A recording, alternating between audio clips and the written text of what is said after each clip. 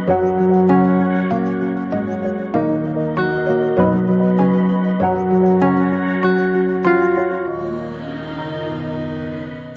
and welcome back to our show. The topic is how to thrive in an age of disruption, what companies like you need to do now. And today we have two special guests. We have Frank Wander of People Productive. Wave, go ahead. Frank, go ahead and wave. I'm here. And Jason Burnham, CEO and founder of Culture Design. Welcome, both of you. Glad to be here, Dan. All right. We're here for another fun opportunity to really start digging into what matters most as far as really evolving and thriving in an age of disruption. And let's go ahead and start out with you, Frank. You wrote the book a while back, Transforming IT Culture, and it really looks at the different human factors that get in the way of a team being productive. What is transformation to you? I think transformation takes many, many forms. In an age of disruption, it's just fundamentally looking at everything you do, how you do it, the entire business model. What are the major pressures or driver that are going to drive transformation and change? And you can see it affecting every part of the organization. People talk about digitalization. We've got the reinvention of HR. We've got different ways of working, agile becoming very, very important. And, to me, certain things these trends are emerging and heading in, a very clear direction. The gig economy, with in an age of disruption, being able to have more variable expense really, really matters. So if you can bring in roles in a gig economy way that you need, I don't believe fully in just-in-time staffing because, there is a time to competency and a learning curve. But at the end of the day, I see the gig economy actually becoming more and more important. There are more tools for people to collaborate and work anywhere. So in a gig economy, understanding how to acquire talent and, upscale and downscale things is really going to matter. Secondly, anything that can become a service will become a service. So every single tool is going to be a service.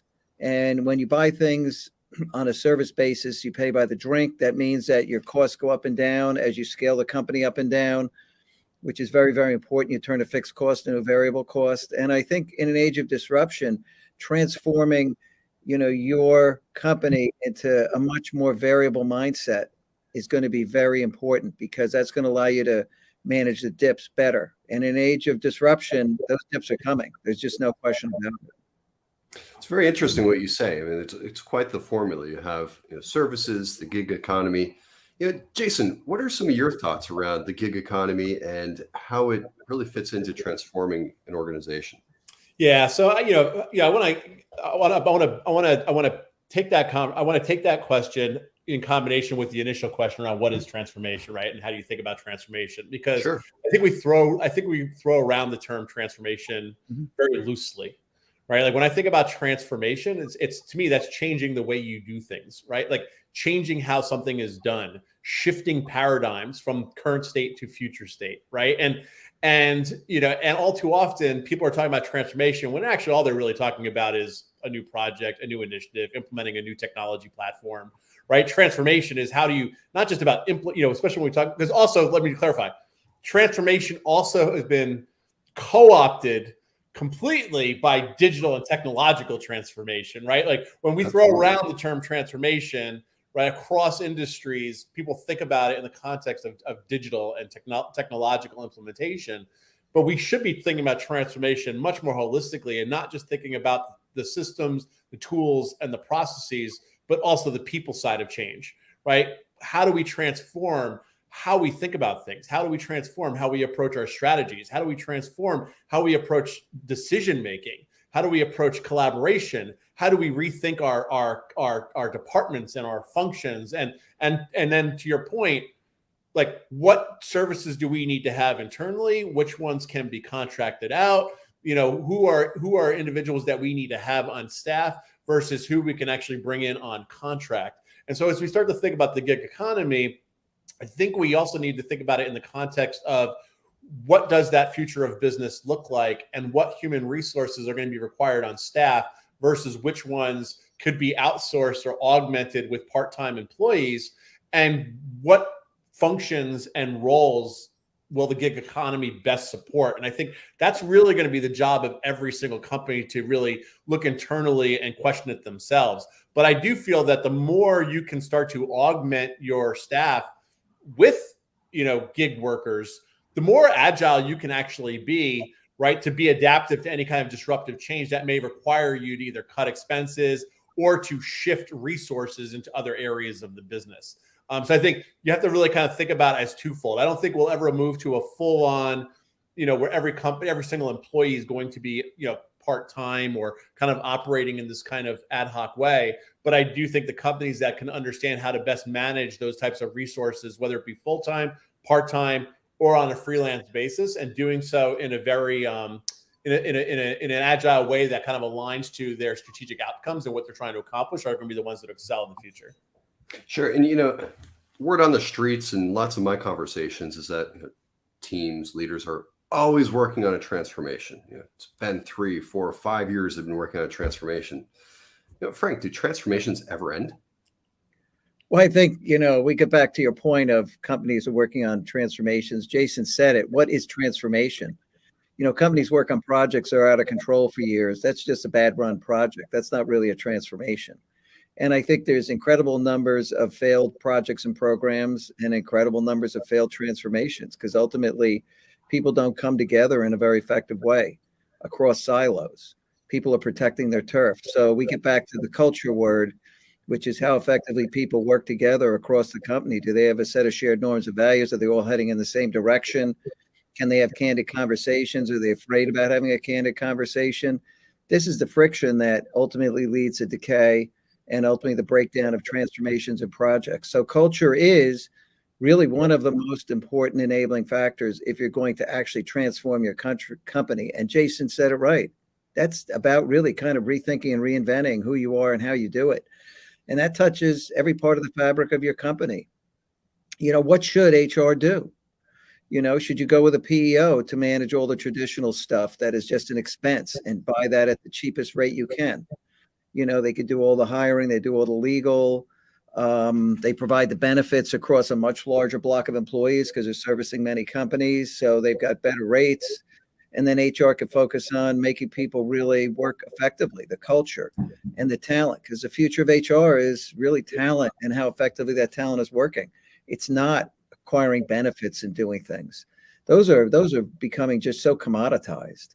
And I just don't see why companies haven't moved in this direction long ago. I gave a bunch of talks on this dating back 8 years, and I just can't even imagine that this hasn't happened, because it makes no sense. You want to free up people to focus on the stuff that really matters. And, will we get to the point where everybody's a gig worker? No, you need somebody, you need that core culture and those people that are assets running the company. And then there's a lot of expenses surrounding those assets, which can be acquired because the time to competency isn't that high. It's really these core competencies that have high productive value. They are who you are. It is your culture, your belief system. You've got to keep that. You've got to grow it. You've got to nurture it, whether you're doing a transformation or not. But companies aren't good at rethinking and reinventing things. They're not very innovative. They don't have innovative cultures. They're not looking to transform. Humans have normalcy bias. So you've got to overcome all these things, but you can do it. There are companies that are, very, very innovative, and they are able to transform.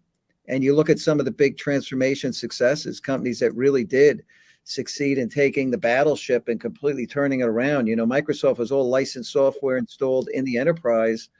They're all completely in the cloud. They really did the digital thing. And, you can say what you want about them, but man, that was some undertaking. Every service became available by the drink in the Azure cloud, and they pulled it off, and kudos to them. Mm-hmm. That's a digital transformation. That's rethinking who you are and how you do business. You can look at Intuit, the QuickBooks, and everything moved online very quickly. Rocket Mortgage, these are companies that understood what it meant to do things differently and pulled it off. And I see many companies struggling with the concept of what would it take for us to really rethink and reinvent who we are.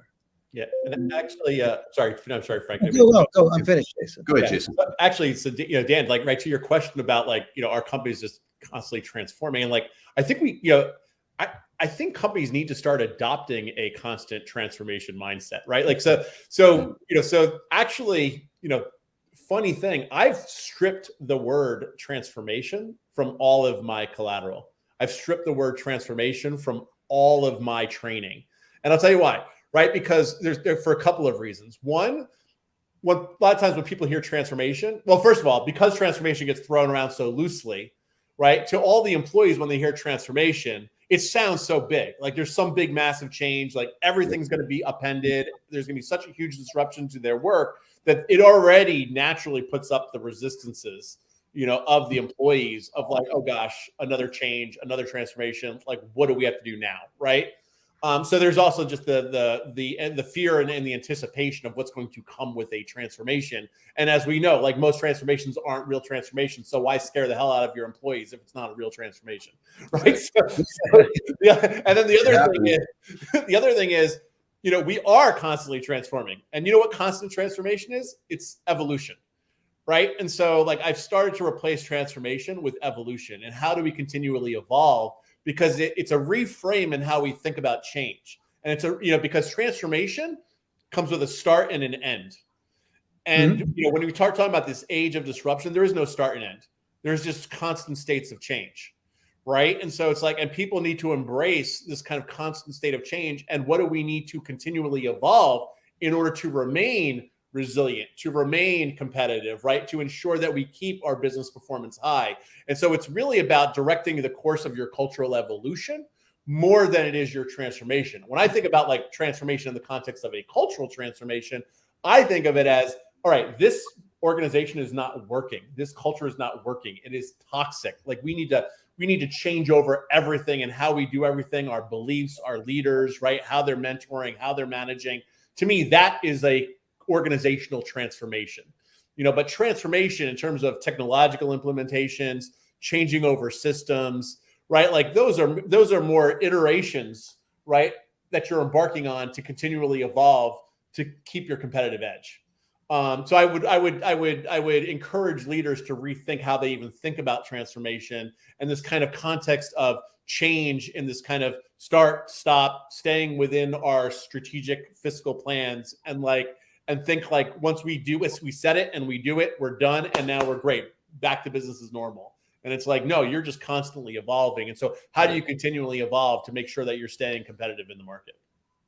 Often when you bring up the C word, culture, to any leader within an organization, they usually might push you over to HR. So is HR the real driver of culture change and transformation? Frank, why don't you take this one? HR has the role of the cultural steward. They don't really own doing performance management for every employee, and they don't own the culture of every division, but they are the steward of certain things, and they should be working to help establish some norms and values for the company at a high level, making sure culture is a priority, making sure there's a way to measure it in the firm. But the businesses have to own the culture of their organization, and they have to be able to link that to their performance results. Because if you can't link culture to actually business results, then you don't really have a measurable system. And I think that's what has to happen. And people have to come in and explain what they need to do to improve their performance by improving their culture. If the leaders can explain what's holding them back on the human side of their business, well, then they understand their culture, and actually you have a chance to have an incredibly high performing workplace. So culture is the HR is a steward. And I would go back to one of Jason's comments earlier. We got rid of the word transformation too, even though I wrote the book Transforming IT Culture, because it's just this, it's got a very high valence on it, that word. And it is a little bit scary, and most people aren't transforming, and they need, like Jason said, to evolve continuously. Humans and organisms are adaptable. You got to adapt. Change is constant. That's where we're at. The days of stability over decades, forget about it. This is a constant thing, and you've got to be able to evolve and be thinking about it that way. Let's keep evolving, get people into the mindset. It's much more palatable, and it's reality. Yep.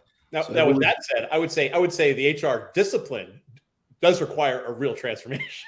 so, Yeah. so and here's the thing, right? Like HR as a discipline, they're starting to undergo it. And don't get me wrong, and different companies are at different stages of their maturity in this transformation, because you still have a lot of companies who are looking at HR as a more administrative and compliance kind of function that just kind of deals with, benefits and employee complaints, right? And all all the boring stuff, right? But you have companies that, for better or for worse, are starting to transform the HR function to be more of the owner of the organizational culture and of employee experience.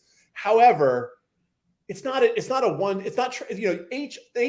in its traditional sense, those skills that are required to do that function are not necessarily transferable to cultivating a thriving employee experience and a healthy culture. Like, those require different skill sets, different knowledge, right? Different ways of actually organizing and engaging different stakeholders throughout the organization. So I think HR as a function reports into whoever leads culture, but similar to other disciplines, whether it's like a chief digital officer, chief culture officer, chief social, chief, head of corporate social responsibility, or head of diversity, equity, and inclusions. To me, all of these should just be stopgaps, right? Like, we want to make sure that these roles over time become extinct. Like, there's just no need for these roles, because it is so embedded into the culture already and embedded into the way people operate, right, on a day-to-day basis, that there's no need to have somebody to ensure particular compliance.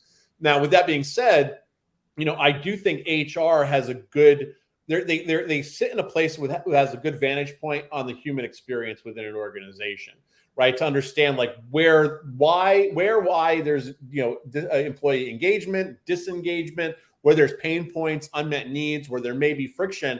And I got to tell you, when we talk about organizational transformations, in a lot of the work I've done has been more around customer experience transformation. So how do we create a more customer-centric culture? And now that a lot of times that gets driven by a head of customer experience or heads of marketing or sometimes heads of operations, then the CEO. But I got to tell you, the ones that fail are the ones that don't have HR at the seat when HR does not have a seat at the table at the beginning. And because also they're also pretty jaded when companies embark on these big change initiatives without consulting and working with those in HR, because HR can see the writing on the wall. They can see where the resistances are going to be long before than the other executives actually do, because they have a far greater pulse on the collective experience of those employees. And the ones that have been successful, it's funny. I was just brought a customer experience transformation last week for a medium-sized pharmaceutical company, and typically, usually head of commercial sales or the CEO or the COO is kind of becoming the executive sponsors of these types of initiatives.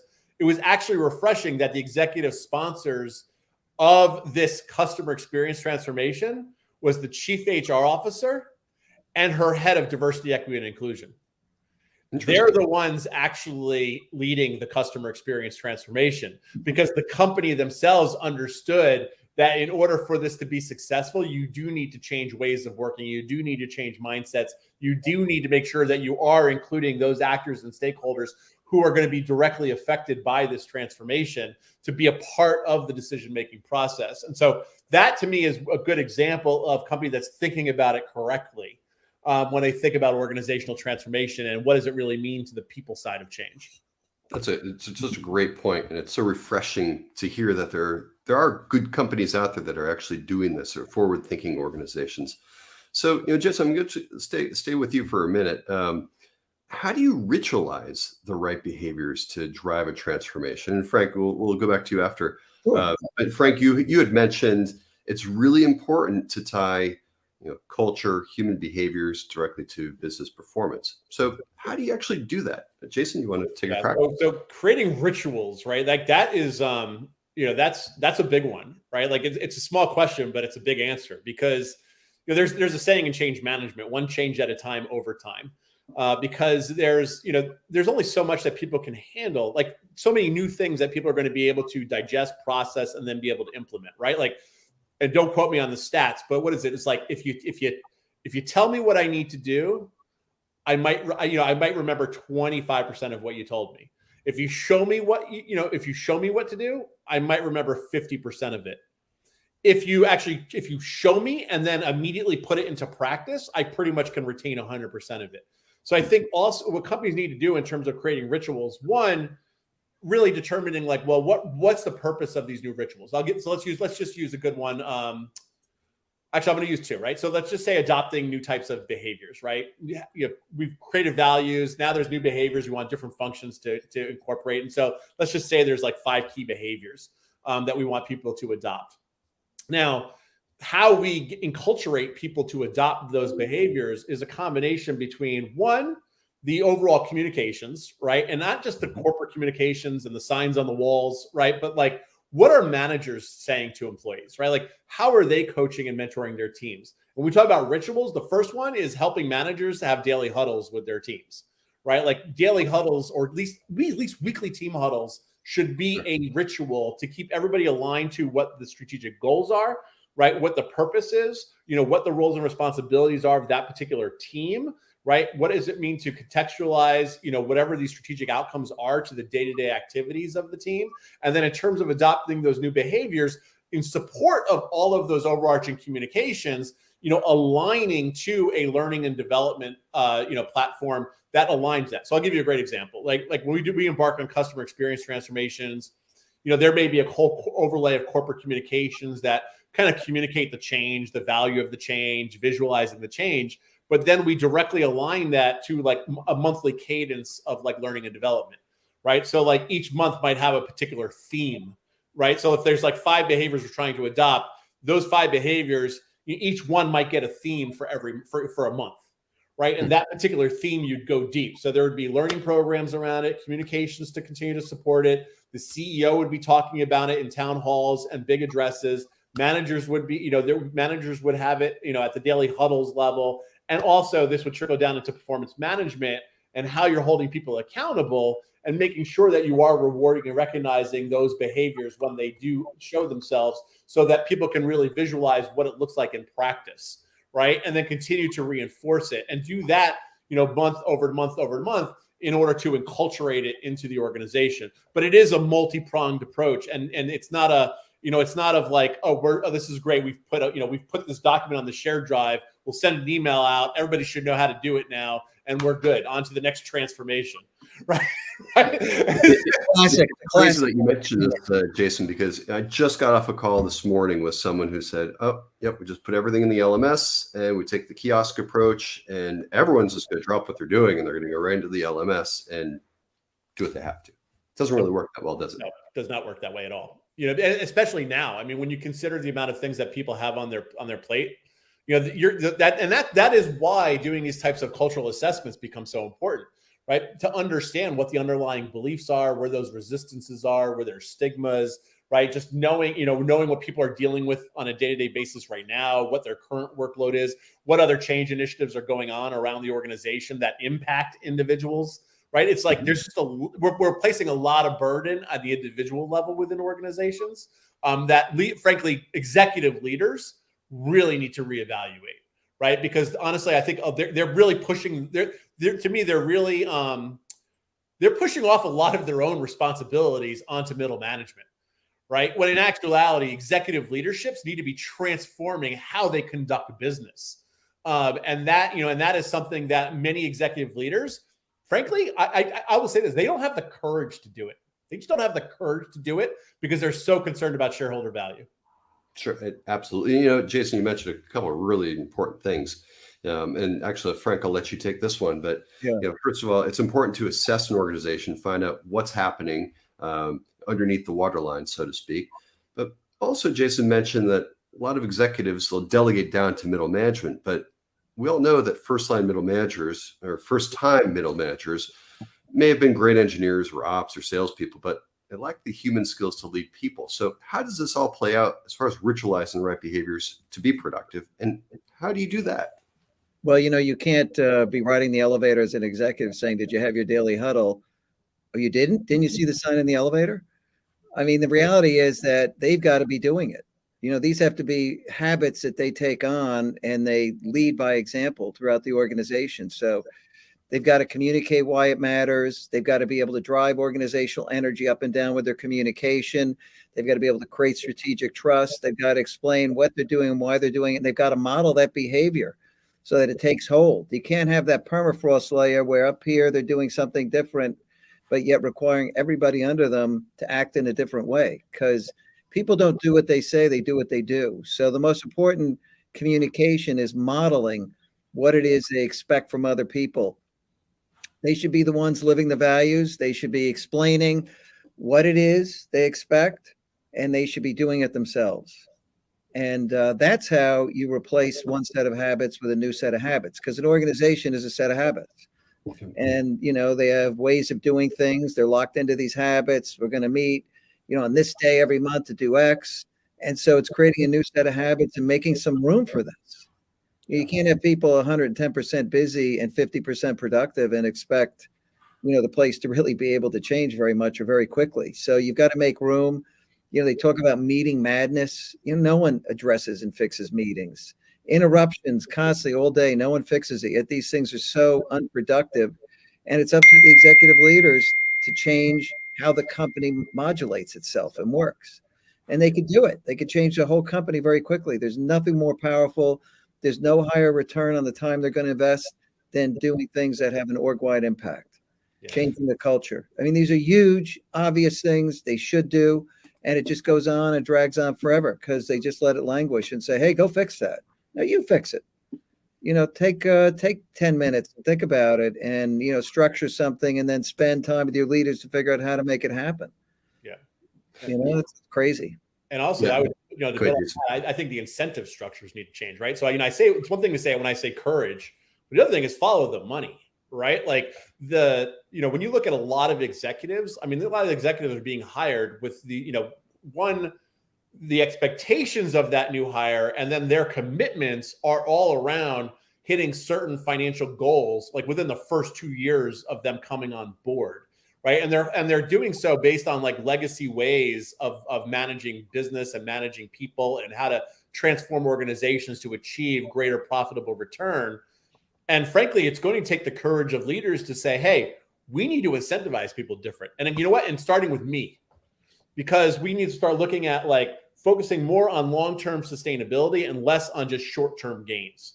Right. It's very easy to fix the numbers and lay off people and cut back here to hit a quarterly earning than it is to say, how's this impacting our long-term business health and sustainability, right? Mm-hmm. And will this decision help enhance or erode, the direction our company is going in? And I don't think leaders are really sitting down and asking themselves that question in how the money is flowing in and out of the company and into individuals in terms of incentive packages. That's a terrific point. There's certainly the extrinsic rewards, and then there are the intrinsic rewards. And let's just do a quick speed round. Let's have fun here. So here's what we'll do. We'll play a little game. I'm going to give both of you 2 words, and you have to explain how to apply them as far as creating intrinsic rewards. Sound fun? All right. So the first one, we'll go to you, Jason. Achievement. And I am trying to. By showing someone has achieved something, right? That they're appreciated for their achievements. Oh, so yeah. So I think it's a couple of things. I always think those opportunities, like within daily huddles, are always great opportunities to recognize people, right? And also it is a great way to also going back to Frank's point about modeling behavior. Like aside from just because here's the thing, there's a lot of companies moving down the road of kind of collective recognition, right? Like we just did it as a team. And here's the thing, it's important, right? We've got to get out of this kind of individualistic mindset of like me against the world. And, it's like, I don't care what happens with my other colleagues as long as I'm excelling and I'm getting compensated as a result of that. And so culturally, you do have organizations shifting to this idea of the we, which I think we should. However, we all have individual needs when it comes to our sense of self-esteem, how well we're contributing, right? And being recognized for our efforts and ultimately feeling valued. And we can't lose that. And so I think there's an opportunity to satisfy the individual as well as the collective, where it's like, you know, opportunities like daily huddles, where, you know, somebody, you know, did something wonderful for a particular customer, we'll say, right? And like, and you know what, it happened, you know, one-on-one, you know, between that employee, that customer, but a manager observed it, calling that out, right, within a daily huddle. One, it adds recognition to that individual, but also what it does is it helps to visualize what a modeled behavior looks like for the other employees, right? And this is a great way to align it to whatever those overarching changes that we're looking to have, right? So kind of going back to my earlier point about that one theme of the month, the best thing you could do is use those opportunities to call out those colleagues who are demonstrating those behaviors aligned to that theme for the month and sharing it outward, right? Whether it's in huddles, communications, or what have you. So to me, that's a great way of having a, you know, a dual purpose around being able to demonstrate recognition. Like it's recognition in the context of how to model behaviors, right? And that's a great way. When people actually start to see that those are the behaviors that are being rewarded and those are the behaviors being recognized, well, that signals to people that maybe I should be adopting that way of being as well. And maybe I'll get the accolades like my colleague is, right? It's like, and that's how you start to shift mindsets and behaviors and having people do so in a way that it is much more intrinsic, you know, than it is to try to just motivate and inspire, you know, and incent them in some monetary way. Excellent. And we're going to change the rules a little bit because I know I said I was going to throw two terms at both of you, but for the sake of time here, what I will reiterate is we just talked about appreciation, acknowledgement, as well, acknowledgement, appreciation, and recognition, which are certainly very important. You know, Frank, just to end things off, what's some advice that you could share around the factor of celebration? What can teams do to show celebration that, you know, when they're going through a transformation, just to keep the fire burning, so to speak? Well, look, there are noteworthy accomplishments and there's small accomplishments. And, you know, people should be celebrating in informal ways. You know, they should be recognizing one another as work is ongoing. And that's a culture where they take recognition and celebration and make it a centerpiece, you know, because you can't plan everything out. It doesn't really make sense. That means you're celebrating larger things. And people do a lot of things that are worth celebrating, quite honestly. You know, there are a lot of people who help other people, and that should be celebrated, quite honestly, you know, because those acts of kindness and helping, these sharing behaviors are the things that really make the speed of work go much faster. And so I think you want a culture where celebration is just part of the fabric. People know how to thank people, maybe call somebody, you know, hop on Zoom for 5 minutes. Wow, I really want to thank you. You know, you did such a great job. You just can't wait for other people to drive the celebration. Everybody's got to be part of it. And you certainly should plan out the big celebrations, the big successes where something large happened. But there's stuff to celebrate every day. And it should be meaningful. You shouldn't be just, you know, celebrating nonsense, because then it's all meaningless at the end of the day. Excellent. Well, those are great points from both of you. I'd like to thank you, Frank and Jason, for making the time to share some really important thoughts and your wisdom with us today, as far as how to thrive during an age of how to thrive during an age of disruption. There we go. Sorry, I just got disrupted by the train going by. All right. So, gentlemen, thank you very much. We'll catch you next time. Okay. Thank you. See you, everybody. Bye-bye.